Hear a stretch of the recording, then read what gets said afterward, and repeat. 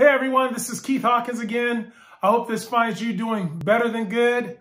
I am so excited to invite a couple of guests with us on healthy habits. How important it is to create healthy habits in our life each day that will help carry us through so we can find our joy and continue to stay happy. Hopefully you enjoy the conversation. When it comes to healthy habits, what other habits did you have? Because obviously not going to school is a habit, going to school is a habit. And for all my students who people label as a bad kid, I just go, there's no bad people, there's no bad kid, it's just bad habits. What habits have you created to get where you're at right now?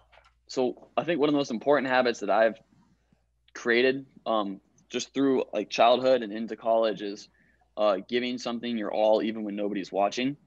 When there's like a presentation, of course you want to do your very best because the whole classroom's watching. But at the same time, if you do your best when nobody else is watching, it's going to make it that much easier to do it when people are watching.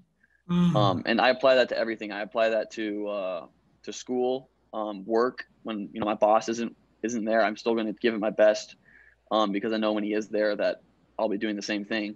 I give everything my all because when I get in the mindset of living my everyday life with giving everything 100%, it becomes regular, it becomes normal. It feels like 50%, and then you can just keep getting better and growing. What drives you to do your work?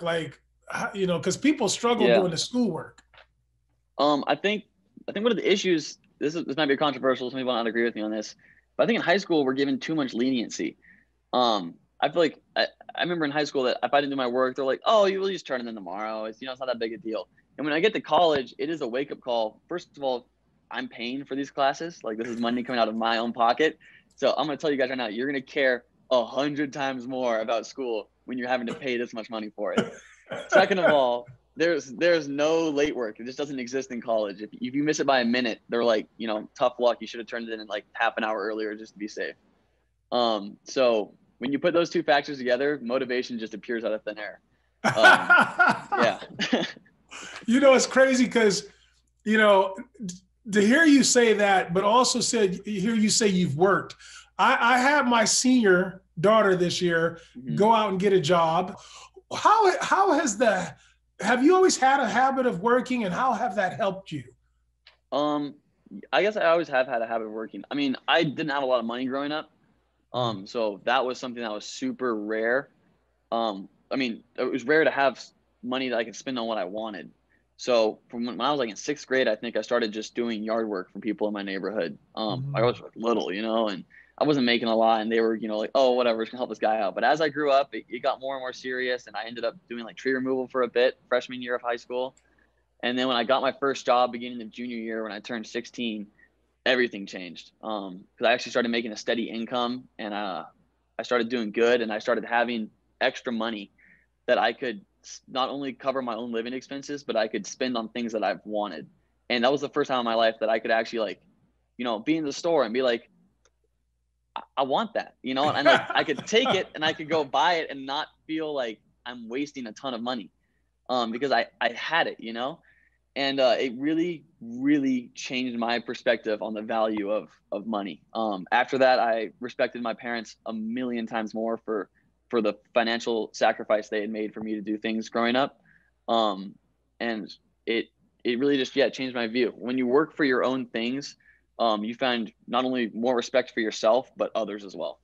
Valerie, when it comes to habits, what are the habits that you've created for yourself that helped create the person you are today? I think one of the healthy habits that I've definitely created over the years is trying to put things in an optimistic light, because life gets really, really rough. We all know that, especially with COVID.